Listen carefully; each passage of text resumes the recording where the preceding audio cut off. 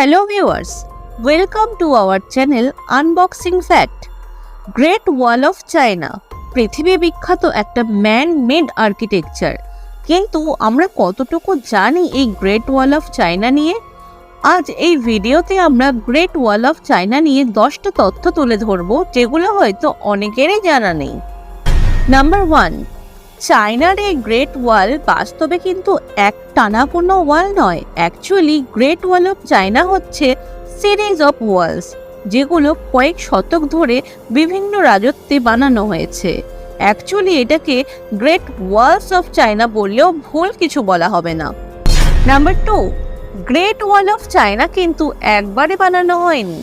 এই ওয়াল বানানো শুরু হয় 7th সেঞ্চুরি বিফোর ক্রাইস্ট সময়কালে। মূলত কিন, হান আর মিং ডাইনাস্টির রাজত্বতেই গ্রেট ওয়াল অফ চায়না বানানো হয়। এই ওয়ালের সব থেকে বিখ্যাত অংশটা বানানো হয় 14th সেঞ্চুরিতে মিং ডাইনাস্টির সময়ে। নাম্বার 3, খুব পপুলার বিলিফ হলেও এটা সত্যি যে স্পেস থেকে খালি চোখে গ্রেট ওয়াল অফ চায়না দেখা যায় না। আর এই ফ্যাক্টটা অ্যাস্ট্রোনটরাও নিশ্চিত করেছেন যে বিশেষ কিছু সরঞ্জাম ছাড়া স্পেস থেকে গ্রেট ওয়াল অফ চায়না দেখা যায় না।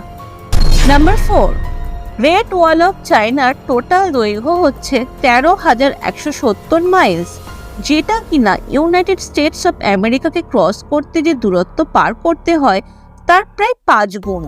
এটা বিশ্বের সবথেকে লম্বা ম্যানমেড স্ট্রাকচার, যেটা পাহাড়, জঙ্গল, সমতল, মরুভূমি সব কিছুর ওপর দিয়ে গেছে। নাম্বার 5, বিশ্বাস করবেন কিনা জানি না, তবে মিং ডাইনাস্টিতে গ্রেট ওয়াল অফ চায়না বানানোর সময় ফেনা ভাত আর লেবু ব্যবহার করা হয়েছে নির্মাণ সামগ্রীর বাইন্ডিং এজেন্ট হিসেবে। আর এটা ফ্যাক্ট যে ফেনা ভাত আর লেবু কাজে লাগিয়ে গ্রেট ওয়াল অফ চায়নার যে অংশটা বানানো হয়েছিল সেটা খুবই শক্তিশালী, কারণ এই অংশগুলো ভয়ঙ্কর ভূমিকম্পতেও অক্ষত ছিল।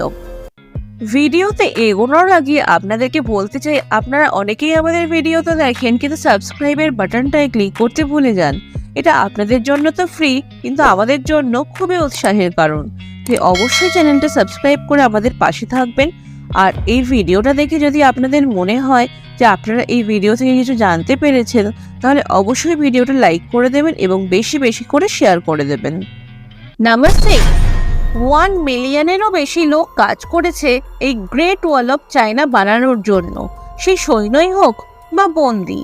আর এই অমানসিক পরিশ্রমের জন্য বহু মানুষ মারাও গেছিলেন, যাদের মৃতদেহ ওই গ্রেট ওয়াল অফ চায়নার নিচেই পুঁতে দেওয়া হয়েছিল। তাই অনেকে এই গ্রেট ওয়াল অফ চায়নাকে বিশ্বের দীর্ঘতম কবরস্থানও বলে থাকেন। নাম্বার 7, এটা খুব প্রচলিত একটা ধারণা যে গ্রেট ওয়াল অফ চায়না অনুপ্রবেশকারীদের রুখে দিত অনুপ্রবেশ থেকে, যদিও এই ধারণাটা পুরোপুরি সত্যি নয়, কারণ চেঙ্গিস খান আন্ডারে মঙ্গলরা গ্রেট ওয়াল অফ চায়নাকে পেরিয়েই অনুপ্রবেশ করেছিল। নাম্বার 8, পর্যটনের জন্য গ্রেট ওয়াল অফ চায়নার কিছু অংশ সংরক্ষণ করা হয়, কিন্তু এই গ্রেট ওয়াল অফ চায়নার 30% অংশ পুরোপুরি গায়েব হয়ে গেছে প্রাকৃতিক দুর্যোগ আর অবহেলার কারণে।